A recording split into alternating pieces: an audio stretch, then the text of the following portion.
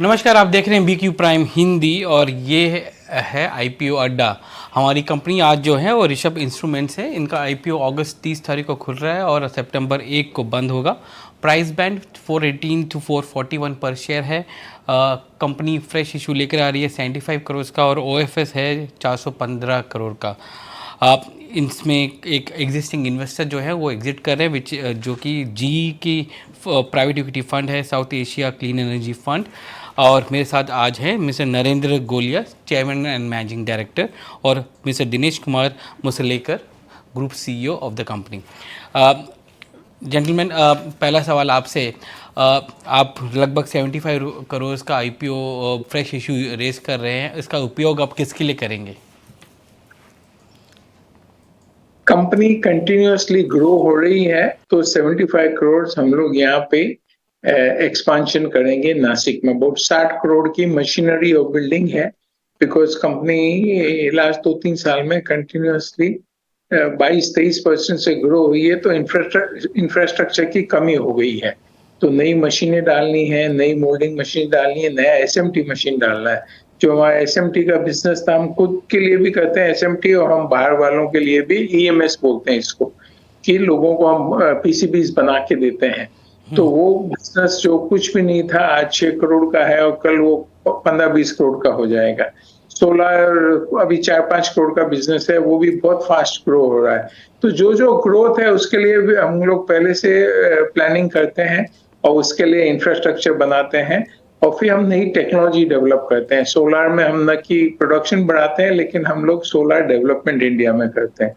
तो उसके लिए कॉस्टली इक्विपमेंट चाहिए। वो कॉस्टली इक्विपमेंट हम लोग ये प्रोसीड जो आएगी उसमें से यूज करेंगे। मिस्टर गोलिया, ये भी बताइए कि आपका जो बिज़नेस का प्रोफाइल है वो भी बताइए कि ये आप किस तरह का बिज़नेस करते हैं, कौन से सेक्टर में हैं और यहाँ पर कितनी अपॉर्चुनिटीज़ हैं। हाँ, तो हम लोग है ना, हम एकदम शॉर्ट भाषा में बोले तो हम बिजली का कार्डियोग्राम लेते हैं। जैसे बॉडी का कार्डियोग्राम होता है, वैसे बिजली का भी कार्डियोग्राम होता है। उसमें बहुत पैरामीटर्स होते हैं, वोल्टेज, करंट, फ्रीक्वेंसी, पावर, आजकल हार्मोनिक्स। आजकल बिजली में पोल्यूशन बहुत होता है, बिकॉज हम लोग यूनिवर्सल डिवाइसेस यूज करते हैं, कंप्यूटर चार्जर यूज करते हैं। तो कंप्यूटर चार्जर 110 वोल्ट पे भी चलता है, 220 वोल्ट पे भी चलता है। तो उसके कारण हमको बिजली में जो प्रदूषण होता है, जैसे अपने वायु में प्रदूषण होता है, वैसे बिजली में भी प्रदूषण होता है। उसको क्लीन करने के लिए हमको डिवाइसेस बनाने पड़ते हैं ताकि ये रहे। कंटिन्यूअस सप्लाई करना है और अच्छा बिजली का एक ग्रिड बना हुआ है पूरा इंडिया में, सब कनेक्टेड है ना। जब बिजली कम होती है तो नॉर्थ इंडिया की बिजली साउथ इंडिया में भेज देते हैं, और जब रिवर्स प्रेशर होता है तो साउथ इंडिया की बिजली नॉर्थ इंडिया में भेजते हैं। इतना जब ट्रांसमिशन है तो हर जगह मेजरमेंट होता है, हर जगह फ्रीक्वेंसी रिकॉर्ड होती है, तो हम लोग वो सब इंस्ट्रूमेंट्स बनाते हैं। तीसरा हमारा है टीएमआई। टीएमआई में क्या होता है? Test and measurement instruments. तो वही लोग कहीं भी आपके घर में खराब हुआ फ्रिज, टीवी, तो बिजली आके चेक करेगा, तभी तो उसको मालूम पड़ेगा कहाँ पे प्रॉब्लम है और कहाँ सॉल्व करने का। या लैब्स में जैसे स्पेस रिसर्च है, हम लोग काफी इंस्ट्रूमेंट्स इसरो को भी देते हैं ताकि वो लोग ऐसा इक्विपमेंट बना सके कि जो चंद्रमा पे और कल मार्स पे और दूसरे दूसरे प्लैनेट्स पे उतर सके। सो टेस्ट एंड मेजरमेंट इंस्ट्रूमेंट, जिसमें मल्टीमीटर आते हैं, क्लैमीटर आते हैं, इंसुलेशन टेस्टर आते हैं, और कई इक्विपमेंट है जो हम बनाते हैं। चौथा हमारा एरिया है ऑटोमेशन। दुनिया आजकल ऑटोमेशन पे बहुत जा रही है, तो you want processes which automate themselves, robotic होवे, ऑटोमेशन होवे। तो हम लोग जो हमारे एक दूसरा प्लांट है जिसमें एल्यूमिनियम डाई कास्टिंग करते हैं, वो in fact that is our 5th stream, aluminium die pressure die casting. उसमें हम लोग हाई टेम्परेचर हाई प्रेशर पे एल्यूमिनियम गला के मोल्ड में डालते हैं। मोल्ड से फिर जब कास्टिंग हो जाता है और मोल्ड ठंडा हो जाता है 200 डिग्री पे, तो हर 1 मिनट में या 1 मिनट से भी कम में एक प्रोडक्ट तैयार होता है।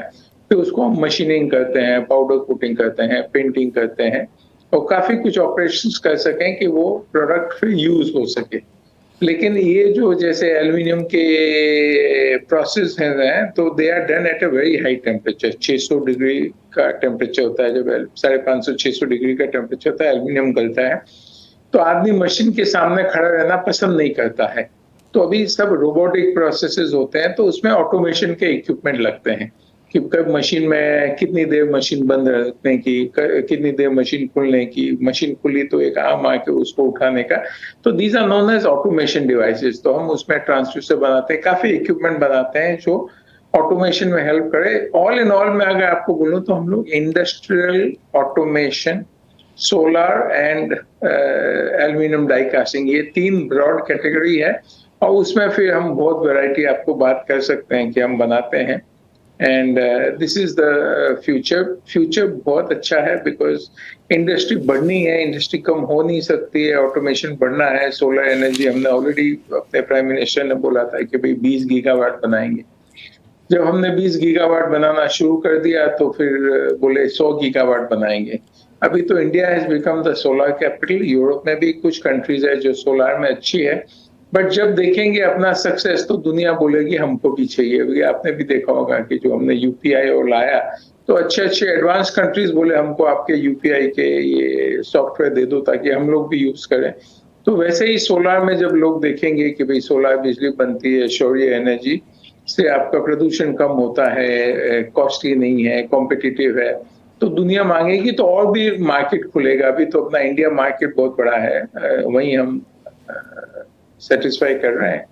बट समय के साथ पूरी दुनिया सौर्य एनर्जी के साथ जाएगी एंड वी फील के मार्केट और भी इससे कई गुना ज्यादा बढ़ेगा। दिनेश जी, ये बताइए कि आपका लगभग 65% रेवेन्यू ओवरसीज से आता है, जो कि aluminium high pressure die casting का जो बिज़नेस है वो करता है। ये इस बिज़नेस मिक्स का ट्रांसफॉर्मेशन कितने सालों में होगा? क्योंकि आप नए एरियाज़ में जा रहे हैं, जैसे सोलर बोले, ऑटोमेशन बोला आपने, एनर्जी एफिशिएंसी सॉल्यूशंस बोले जैसे मीटर्स और स्मार्ट मीटर्स वगैरह बोले हैं। आप लगभग 22 से 23% के दर से आप ग्रो कर रहे हैं अपना रेवेन्यू।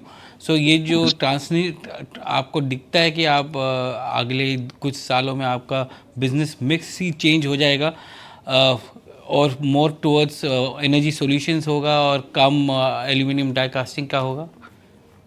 तो ये जो अभी अभी जो मिक्स है अपना, वहाँ पे 60% ओवरऑल जो है 60% है, 60% अपना इलेक्ट्रिकल बिजनेस है, 40% अपना एल्यूमिनियम डाइकास्टिंग का बिजनेस है। वो 10 साल पहले एल्यूमिनियम डाइकास्टिंग बिजनेस आप बोल सकते हैं जीरो था, तो वो उसमें भी अलग अलग 2 सेक्टर में अपना ग्रोथ हो रहा है। अभी जैसा गोलिया जी ने बताया कि सोलर बिजनेस है आज का जो अपना कंपोजिशन है, तो सोलर का हम लोगों ने टेक्नोलॉजी 4 साल पहले लिया था, और उसमें 4 साल पहले लेने के बाद में उसको हम लोगों ने टेक्नोलॉजी वो इटालियन कंपनी से लिया, हम लोग उसको इंडिजिनाइज किया, उसको ऑप्टिमाइज किया, उसको पूरा वो हम लोग 20 किलोवाट का एक मॉड्यूल लिया था हम लोगों ने। अभी 2.5 से 100 किलोवाट तक बनाया हम लोग। अभी इसमें अपना टोटल जो 100% है उसमें ये 1% रहेगा। तो ये इतना पोटेंशियल है, ये बढ़ सकता है। ये अपना जो तेजी से बढ़ेगा, ये बाकी सबसे ज्यादा तेजी से बढ़ेगा। तो और बाद में जो इंडस्ट्रियल ऑटोमेशन का जो प्रोडक्ट्स है अपने, जहाँ पे जो स्मार्टनेस आता है, अगर वो स्मार्टनेस या इंडस्ट्रियल जो इंडस्ट्री 4 जो बोलते हैं, जहाँ पे अपने जो प्रोडक्ट्स है इंडस्ट्री में प्रोसेसेस मेजर करने के लिए, करेक्शन करने के लिए, एनर्जी मेजर करने के लिए, एनर्जी का जो पैरामीटर्स करेक्शन करने के लिए, वो जो है वो सेगमेंट जो है, या तो बिल्डिंग ऑटोमेशन रहने दो, या स्मार्ट सिटी रहने दो, या ये जो प्रोडक्ट्स है उसका भी बहुत सारा तेजी से आ रहा है। तो वो जो सेक्टर है वो अपना बहुत ज्यादा तेजी से बढ़ेगी, उसका जो रेट ऑफ ग्रोथ है वो दूसरों से ज्यादा रहेगी। तो अपना जो कंपोजिशन है, हम लोग ऐसा कोई स्पेसिफिक टारगेट नहीं करते कि अपना ग्रुप में कितना कंपोजिशन रहना चाहिए करके। हर जो बिजनेस यूनिट है अपना, उसको अलग से हम लोग बिजनेस प्लान बनाते हैं, उसका जो इंडस्ट्री ग्रोथ है, और उसमें अपना जो हम लोग प्रिमिटिव, जैसा सोलर में हम लोग प्रिमिटिव स्टेज पे, तो वहाँ पे रैपिड ग्रोथ होगा अपना आने के। इसमें अभी 1% है, फिर भी हम लोगों ने उसका एक अलग से वर्टिकल बनाया क्योंकि पोटेंशियल है वहाँ पे।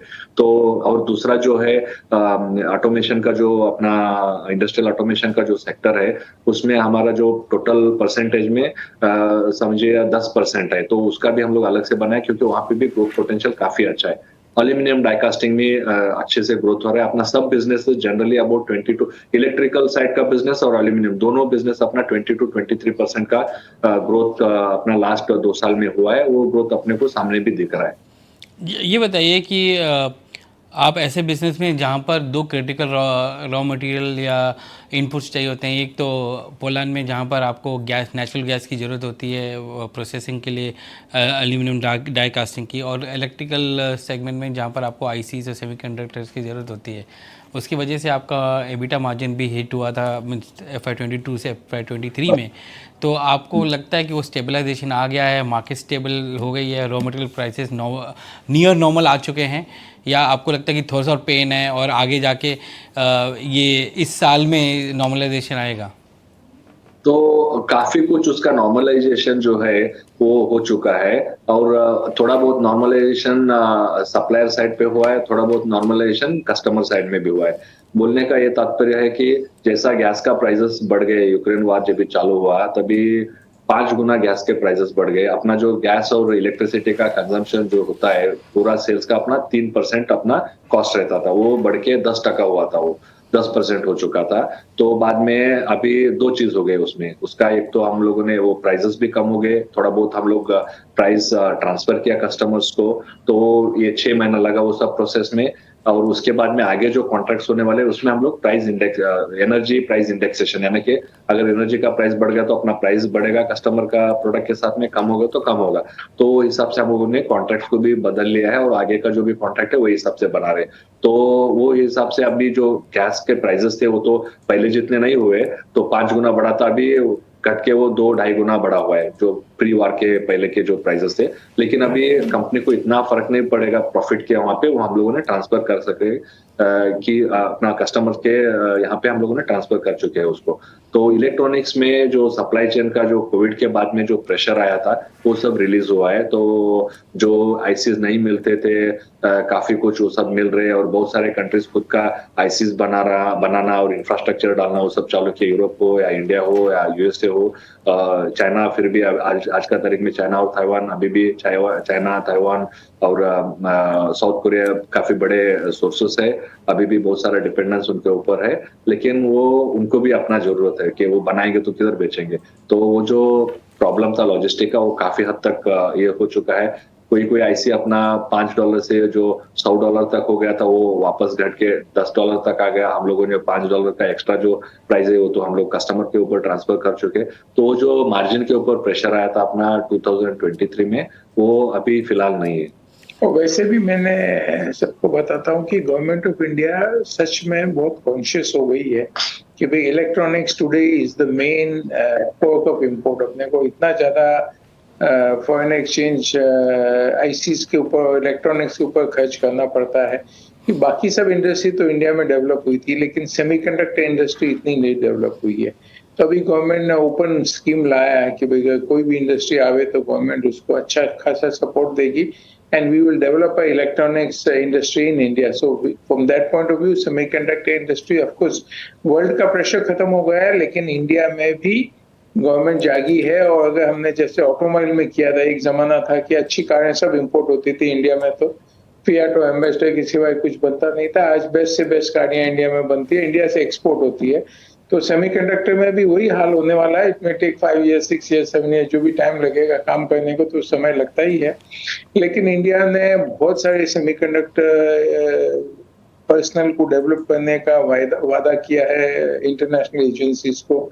इंडिया है जहाँ मैन पावर अवेलेबल है, गवर्नमेंट सपोर्ट दे रही है, government is giving cash assistance, government is giving जो बोलते हैं PLI, प्रोडक्शन लिंक्ड इंसेंटिव। जितना ज्यादा प्रोडक्शन करोगे उससे भी काफी फर्क पड़ेगा, जहाँ की अपनी इंडिजिनियस इंडस्ट्री हो जाएगी, मेक इन इंडिया हो जाएगी, and we will be able to make sure that we are no longer dependent on foreign countries for imports of semiconductor products. ये जो आप कैपेक्स कर रहे हैं नासिक में अपने न्यू ब्राउन फील्ड एक्सपेंशन में, इस ये कैपेक्स के बाद जो आपकी कैपेसिटी होगी, प्रोडक्शन कैपेसिटी, वो कितनी बढ़ जाएगी? और ये आपका जो ग्रोथ रेट है 22 से 23% हर साल का, उसको अगर हम देखें कि हर साल इसी रेट पे बढ़ेगा, तो ये आपको अगला जो एक्सपेंशन करना पड़ेगा वो कब होगा?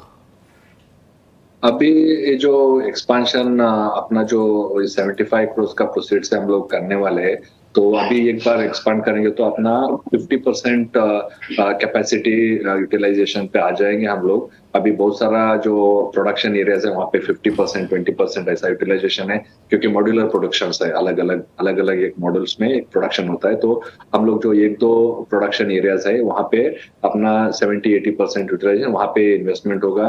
तो उसके बाद में अपना जो मेजर एक्सपांशन जो है वो 5 साल तक अपने को करना नहीं पड़ेगा। तो लेकिन वो जो इंक्रीमेंटल एक्सपांशन होता है, जो अगर आपका एक नया प्रोजेक्ट आ गया, उसके लिए एक नया एसएमटी लाइन लगाना है, एक नया एल्यूमिनियम डाई कास्टिंग में नया प्रोजेक्ट आ गया, उसमें आपको एक आधी डाई कास्टिंग मशीन लेना है, 2-3 सीएनसी मशीन है, वो प्रोजेक्ट स्पेसिफिक एक्सपांशन हो जाएगा।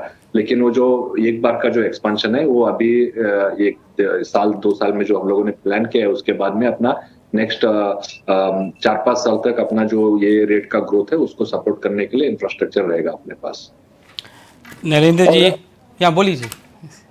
रफली जो ये एक्सपेंशन करेंगे तो अभी जो टर्नओवर है उसका डबल टर्नओवर होने तक ये जो इन्वेस्टमेंट है that will be enough. Once we reach that benchmark then again we may have to invest into further growth. ठीक है, नरेंद्र जी और दिनेश जी, धन्यवाद आज BQ प्राइम हिंदी से बात करने का। आपका IPO अगस्त 30 को खुल रहा है 418 to 441 के प्राइस बैंड पे, फ्रेश इश्यू ऑफ 75 करोड़ और OFS लगभग 416 करोड़ के आसपास है, और फुल्ली डाइल्यूटेड इक्विटी का 26.3% इक्विटी ऑफर हो रहा है इस IPO में। और ये IPO आपको upper end of the price band लगभग 1600 करोड़ के ऊपर का वैल्यूएशन देता है। धन्यवाद आज BQ प्राइम हिंदी से बात करने के लिए। Thank you so much, nice talking to you.